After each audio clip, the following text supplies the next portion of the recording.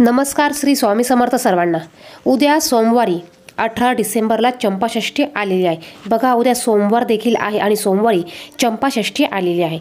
आपल्याला उद्याच्या सोमवारी सकाळी हे एक फळ घरी घेऊन यायचं आहे आणि याचा एक उपाय आपल्याला करायचा आहे। अत्यंत प्रभावी असा हा उपाय आहे। हे फळ आपल्याला उद्याच्या चंपाषष्ठीच्या दिवशी सकाळी घरी घेऊन यायचं आहे। याचा काय उपाय करायचा आहे, आपल्याला ही सेवा कशी करायची आहे हे आपण व्हिडिओमध्ये बघणार आहोतच। त्यापूर्वी तुम्ही जर का चॅनलवर नवीन असाल तर असेच माहितीपूर्ण व्हिडिओ बघण्यासाठी चॅनलला सबस्क्राइब करा।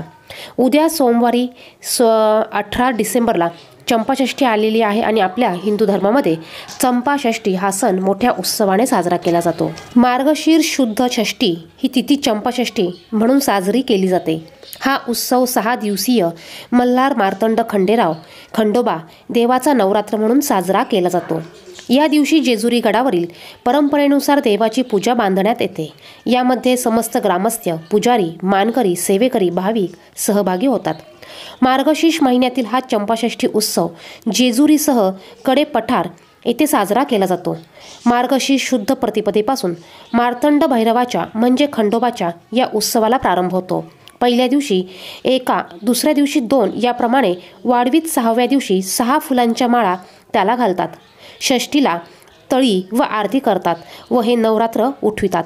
या दिवशी महानैवेद्य म्हणून वांग्याचे भरीत, रोडगा आणि कांद्याची पात याचबरोबर बाजरीची भाकरी नैवेद्य दाखविला जातो।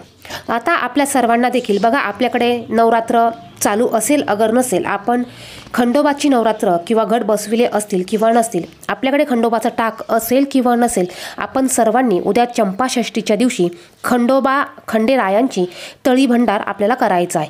बघा, तळी भंडार हा सायंकाळी केला जातो। प्रदोष काळ जो आहे त्या काळात तळी भरायची असते। खंडेरायांची तळी आरती आपल्याला म्हणायची आहे। त्यानंतर आपल्याला खंडेरायांचा जय जयकार करायचा असतो। येळकोट जय मल्हार, सदानंदाचा येळकोट, आपल्याला अशा पद्धतीने जय जयकार करायचा आहे। आता खंडेरायांची चंपाषष्ठी कशी साजरी करायची किंवा तळी कशी भरायची, आरती कोणती म्हणायची हे जर का तुम्हाला माहिती नसेल तर याचा व्हिडिओ आपल्या चॅनलवर आहे, त्याची लिंक मी तुम्हाला डिस्क्रिप्शन बॉक्समध्ये देते, तो व्हिडिओ तुम्ही पाहू शकतात।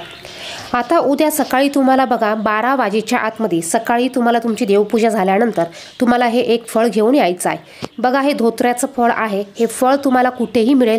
जर का तुमच्या आजूबाजूला झाडे असतील, धोत्र्याची झाडं असतील, तर तुम्हाला त्या झाडाला हे फळ मिळेल किंवा जिथे पूजेचं सामान मिळतं त्या ठिकाणी देखील तुम्हाला हे फळ मिळून जाईल। कारण उद्या चंपाषष्ठी आहे आणि उद्या महादेवांची देखील पूजा केली जाते।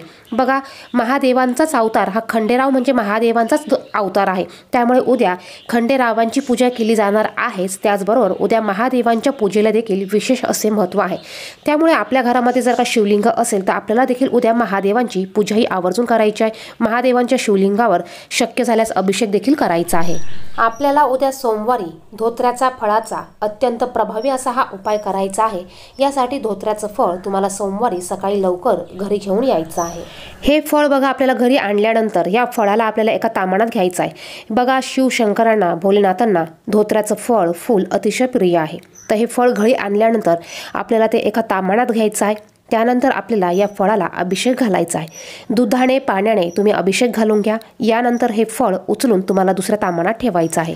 दुसऱ्या तामानात किंवा ताटलीत ठेवण्या अगोदर तुम्हाला थोडीशी हळद टाकायची आहे आणि त्यावर तुम्हाला हे फळ ठेवायचं आहे। यानंतर या फळावर देखील आपल्याला थोडीशी हळद म्हणजेच भंडारा आपल्याला हा टाकायचा आहे। बघा, या फळाला काटे असतात, काटे टोचण्याची भीती असते, त्यामुळे तुम्ही हळद ही वरतून टाका किंवा मग तुम्ही चमच्याने टाकली तरी चालणार आहे।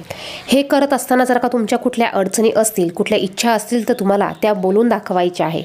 त्यानंतर हे फळ तुम्हाला उचलायचं आहे आणि हे फळ तुमच्या देवघरातील खंडेरावांच्या टाकासमोर किंवा फोटो असेल तर फोटोसमोर किंवा मूर्ती असेल तर मूर्तीसमोर ठेवायचं आहे। आणि जर का तुमच्या देवघरामध्ये खंडेरायांचा टाक, मूर्ती किंवा फोटो नसेल तर तुमच्या देवघरामध्ये शिवलिंगही असेलच, तर तुम्ही शिवलिंगापाशी हे फळ ठेवू शकतात।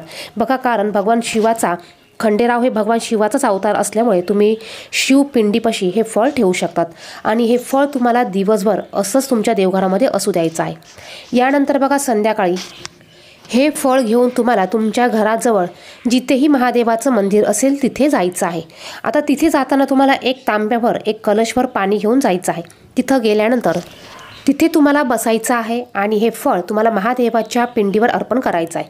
आता हे फळ अर्पण करत असताना या फळाला एक देठ असतं बघा, हे देठ आपल्याला समोर करायचं आहे आपल्या समोर देत येईल अशा पद्धतीने हे फळ आपल्याला शिवपिंडीवर अर्पण करायचं आहे। यानंतर आपल्याला आपण जे पाणी नेलेलं आहे या पाण्याने या फळावर अभिषेक करायचा आहे आणि अभिषेक करत असताना आपल्याला हटकेश्वर महादेवाचा मंत्राचा जप करायचा आहे। बघा, हटकेश्वर महादेवाच्या मंत्राचा जप करायचा आहे। ओम श्रीम हटकेश्वराय नमः, ओम श्रीम हटकेश्वराय नमः या मंत्राचा तुम्हाला जप करायचा आहे।